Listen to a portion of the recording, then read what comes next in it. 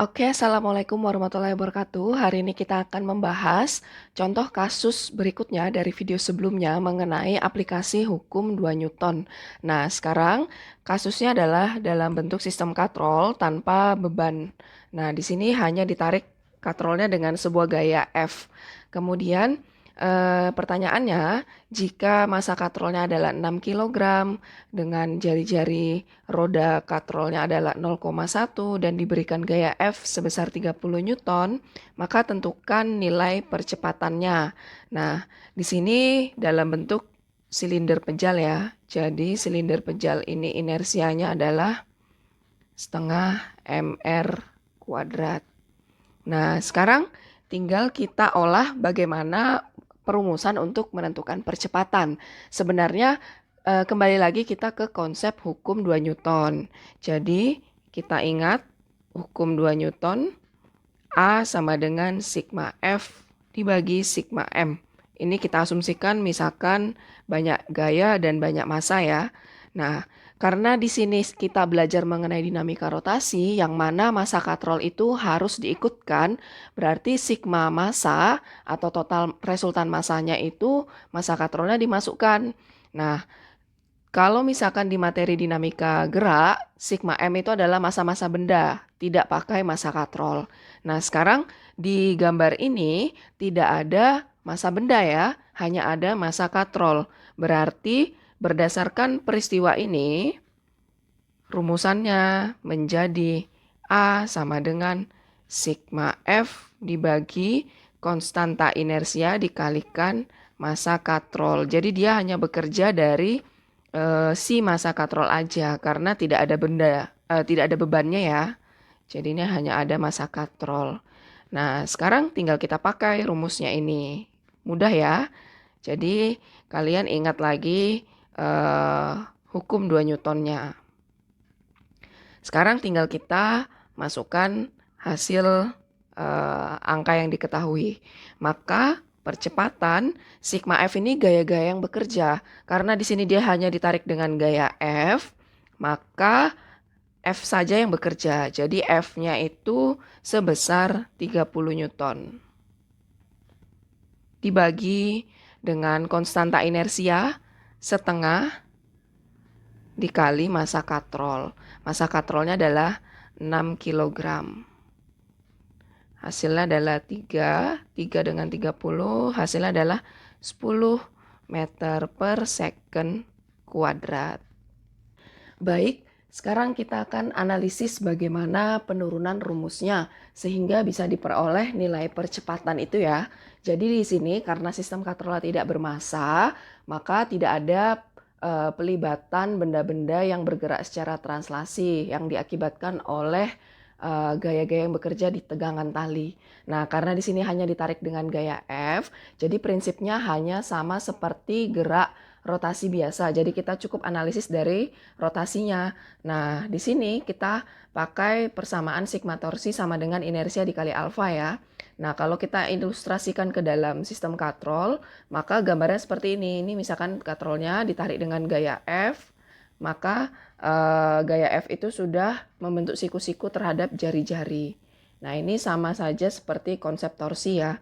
Nah, sekarang tinggal kita masukkan ke dalam perhitungan bahwa sigma torsi adalah F dikalikan R sama dengan KM R kuadrat dikalikan A per R, massa katrol ya. Nah, R-nya bisa dicoret, habis, sehingga kita peroleh F sama dengan K dikalikan massa katrol dikalikan A. Sehingga kita perolehlah rumusan percepatan sama dengan F dibagi K dikalikan massa katrol. Nah, ini hasil dari penurunan rumus, makanya kita bisa dapatkan ini, rumus jadinya. Nah, seperti itu. Mudah ya. Oke, selanjutnya untuk kasus yang keempat, kita akan menentukan percepatan sistem katrol tidak bermassa ketika ada sebuah katrol yang ditarik oleh dua gaya yang arahnya berlawanan. Nah, di sini misalkan massa katrolnya adalah 8 kg, ditarik dengan gaya F1 sebesar 20 Newton ke kiri, kemudian F2 40 Newton ke sisi yang kanan. Maka dengan jari-jari 0,1 meter, tentukan percepatannya. Misalkan saja ini sistemnya juga sama ya, jadi silinder pejal. Setengah mr kuadrat. Maka untuk menentukan percepatan, maka kalian cukup ingat kembali rumusan dari hukum 2 Newton. Ingat lagi ya, bahwa A sama dengan sigma F dibagi dengan sigma M. Nah, karena sigma F-nya di sini ada 2 gaya yang menarik, maka rumusannya nanti akan menjadi selisih dari gaya tersebut. A sama dengan yang paling besar adalah gaya si F2, yang paling kecil F1, di mana F2 lebih besar dari F1. Sehingga F2 dikurangin F1 dibagi jumlahkan semua massa yang ada di sistem itu. Karena tidak ada massa beban, yang ada cuma massa katrol, otomatis kita pakai dari konstanta inersia dikalikan massa katrol. Nah, ini sudah kita dapat rumusan untuk menentukan percepatan dari sistem katrol tak bermassa. Ini yang perlu kalian hafalkan. Nah, sekarang tinggal kita jawab. A sama dengan F2-nya nilainya adalah 40 Newton dikurangin F1 20 Newton dibagi konstantanya adalah setengah dari massa katrol 8. Berarti hasilnya adalah 20/4 sama dengan 5 meter per second kuadrat. Nah, ini kita sudah dapatkan hasilnya. Oke, kalau misalkan kalian tidak hafal, maka kalian harus menurunkan secara manual. Jadi, Ibu akan berikan sedikit catatan mengenai penurunan rumusnya. Oke, sekarang kita akan turunkan rumusnya untuk memperoleh rumusan percepatan ini ya. Nah, jadi sebenarnya karena sistemnya ini tidak bermassa, maka kita cukup pakai sistem yang dianalisis dengan rotasi, yaitu menggunakan sigma torsi sama dengan inersia dikalikan alfa. Kenapa tidak pakai analisis translasi? Karena di sini nggak ada beban yang membuat munculnya tegangan tali ya. Jadi di sini cukup pakai sigma torsi karena yang membuat dia berotasi adalah gaya F yang disinggungkan dengan lengan gaya R.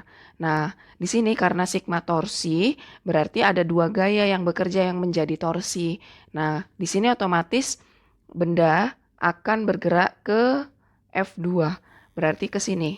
Ingat ya, kalau kita analisis rumusnya maka kita harus gambar arah gerakannya.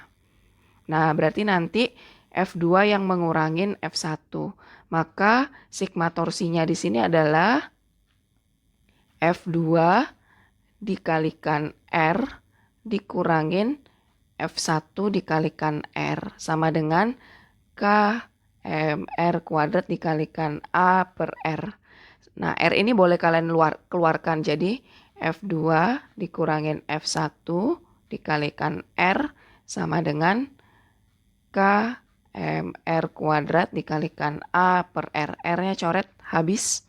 Nah, jadi kita dapat F2 min F1 sama dengan konstanta inersia dikalikan massa katrol dikalikan A. Karena kita tadi mau cari percepatan ya, maka pindah aja ini ke bawah.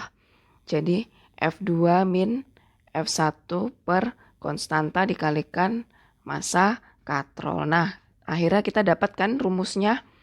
Nah, inilah penurunan rumus untuk mencari percepatan dari sistem katrol tidak bermassa. Sama ya. Nah, kalau kalian paham cara menurunkannya, jadi lebih mudah untuk memperoleh rumusan. Kalau tidak tahu cara penurunannya ya kalian harus menghafal rumus akhirnya. Oke, berikutnya kita akan bahas untuk sistem katrol yang diletakkan di atas bidang datar seperti ini. Nah, untuk katrol yang ini, maka kita akan analisis dua kondisi, yaitu satu lintasannya kasar, yang satu lintasannya licin. Oke, jadi yang pertama kali perlu kalian analisis adalah kemana arah gerakan katrolnya. Nah, misalkan ini ada benda A, ini ada benda B, ini juga benda A, ini benda B, dan misal diketahui massa A lebih besar dari massa B, otomatis benda ini akan bergerak kemana? Ke bawah. Kita pakai warna merah aja.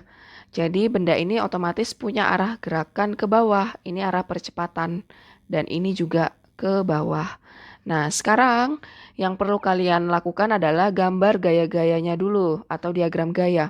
Karena benda ini bermassa, maka dia punya gaya berat yang arahnya ke pusat bumi, berarti diagram gaya beratnya ke bawah.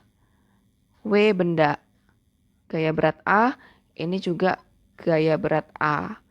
Nah, sedangkan benda yang ada di bidang datar, ingat ya, di materi hukum Newton, kalian harus bisa gambar diagram gayanya. Jadi, misalkan ini benda B, maka karena dia berada di bidang datar, dia punya gaya normal. Arahnya ke atas, dan gaya berat arahnya ke bawah. W benda. Kemudian ini juga benda B, dia punya gaya normal yang arahnya ke atas. Gaya normal itu bersinggungan dengan permukaan bidang. Gaya berat itu ditarik dari pusat massa. Gaya berat benda B arahnya ke bawah. Nah, sekarang benda ini bergantung pada sebuah tali, maka dia punya yang namanya tegangan tali. Tegangan tali itu selalu ada kalau dia ditarik dengan benda bermassa. Arahnya selalu menuju katrol. Yang ini juga. Nah, yang membedakan lintasannya kasar ya. Kalau kasar otomatis dia punya yang namanya gaya gesek. F gesek, arahnya ke belakang. F gesek arahnya berlawanan dengan arah gerak benda ya. Jadi ini arah geraknya ke sana. Oke. Sekarang gaya-gayanya sudah digambar. Nah, kita tinggal menentukan percepatan sistem benda. Nah, untuk menentukan percepatan sistem benda, ingat kembali konsep hukum 2 Newton. Bahwa untuk percepatan A sama dengan sigma F dibagi dengan sigma M. Kalian kalau sudah ingat rumusan dasar, tinggal disesuaikan dengan kondisi sistem tersebut ya. Jadi yang pertama kita analisis dulu untuk konteks yang licin. Maka mencari percepatan ya di sini yang membuat benda itu bergerak adalah gaya berat. Gaya beratnya siapa? Gaya beratnya A ya, bukan gaya beratnya B. Maka yang membuat dia bergerak adalah W-nya si A atau yang paling berat. Nah, tinggal dibagi dengan semua massa yang bekerja. Ada 3. Massa benda A, massa benda B, dan massa katrol. Nah, ini ada massa katrol. Massa katrol, ini juga ada massa katrol. Ingat, karena kita materi dinamika rotasi, massa katrol selalu dipakai. Jadi, tinggal dijumlahkan semua massa. Massa A ditambah massa B ditambah konstanta inersia dikali massa katrol. Bedanya kalau massa katrol dia dikalikan dengan inersianya dulu. Nah, ini udah kita dapat untuk rumusan yang sistem licin. Terus yang sistem kasar bagaimana? Nah, ada perbedaan. Untuk sistem kasar, mencari percepatan sama dari hukum 2 Newton, sigma F per sigma M. Nah, ini kita berangkat dari sini. Terus ada gaya yang menghambat, yaitu siapa? Gaya gesek. Maka A sama dengan yang membuat dia turun adalah gaya berat A. WA dikurangin gaya gesek. Bedanya di situ aja. Nah, tinggal dijumlah dengan massa A ditambah massa B ditambah konstanta inersia dikalikan massa katrol. Nah, ini udah kita peroleh rumusan untuk sistem katrol yang licin. Gampang kan ya? Nah, jadi untuk rumus cepatnya seperti itu. Kalau mau dianalisis dari gerak translasi dan rotasi boleh. Nanti akan menghasilkan rumusan yang seperti ini. Lalu kalau yang ditanyakan tegangan tali bagaimana? Nah, tegangan tali mau tidak mau kita analisis secara translasi dari sisi benda yang bekerja. Maka ketika ingin menentukan tegangan tali, kita akan tinjau salah satu bendanya, tinjau benda A. Jadi kita gambar, maka ini bebannya, benda A, ada gaya berat, WA, dan arah tegangan talinya ke atas, TA, dan kalian lihat gerakannya ini kan turun ke bawah ya. Ini juga turun ke bawah. Maka arah percepatannya ke bawah. Berarti WA-nya nanti searah dengan percepatan positif, TA-nya melawan percepatan negatif. Sehingga kita analisis secara translasi, yaitu pakai hukum 2 Newton. Translasi itu maksudnya gerakannya bergeser ya. Kan dia bergerak dari atas ke bawah, maka dia analisisnya secara translasi, yaitu sigma F sama dengan M dikalikan A. WA dikurangin tegangan tali A sama dengan massa benda A dikalikan percepatan. Nah, sehingga tegangan tali A kita bisa pindah ruas adalah WA min massa A dikali percepatan. Nanti tinggal masukkan aja nilai-nilainya. Nah, ini kita udah masuk nilai dari tegangan tali A. Oke, ini rumusannya. Sebenarnya nggak usah dihafal, kalian lihat aja dari gerakannya. Nah, gitu. Jadi, percepatan ini udah kita hitung dari soal sebelumnya, tinggal dimasukkan untuk peristiwa yang licin. Nah, sekarang tinjau yang B. Sama pakai analisis translasi.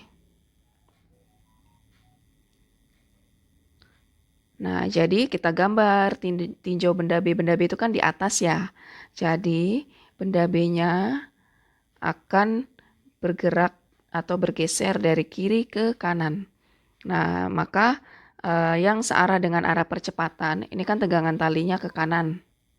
Kemudian bendanya bergerak dari kiri ke kanan, ini arah percepatannya. Nah, di sini ada gaya berat WB, ada gaya normal. Ini licin ya, karena masih licin belum ada gaya gesek. Sekarang tinggal kita masukkan sigma F sama dengan M dikali A. Sigma F gaya yang bekerja hanya tegangan tali di sini nak, jadi gaya beratnya nggak dipakai. Nah, yang sejajar dengan arah percepatan adalah T. T-nya positif karena dia searah dengan A. Maka massa benda B dikalikan A. Ini tegangan tali B ya. Oke, sudah simpel kan untuk menentukan tegangan tali A dan B. Sebenarnya kalau sistemnya licin, tegangan tali A sama B itu biasanya hasilnya sama. Jadi kalian cukup tinjau dari yang atas aja, tidak usah yang bawah karena agak banyak ya. Nah, untuk ini sistem yang licin. Sekarang kita bahas untuk sistem yang kasar. Sebenarnya sistem yang kasar yang berbeda cuma di kasus yang B. Jadi kalau yang di kasar, ini yang licin ya. Kalau yang di sistem kasar, itu yang membedakan adalah adanya gaya gesek. Sedangkan gaya geseknya, maka nanti sigma F sama dengan M dikali A. Nah, F-nya ini adalah tegangan tali B dikurangin gaya gesek sama dengan massa benda B dikali A. Nah, ini hasil rumusan akhirnya. Untuk tegangan tali A sama caranya baik kasar maupun licin. Nah, ini untuk yang kasar sama. Tapi bedanya untuk yang benda B berbeda.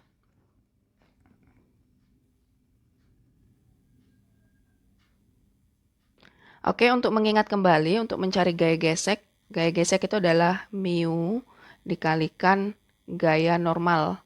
Jangan dilupakan ya, konstanta gaya gesek kinetik biasanya. Mu K dikalikan N. Dan mencari gaya normal ini nanti dilihat M kali G. Jadi mu K dikalikan M kali G. Ini untuk mencari gaya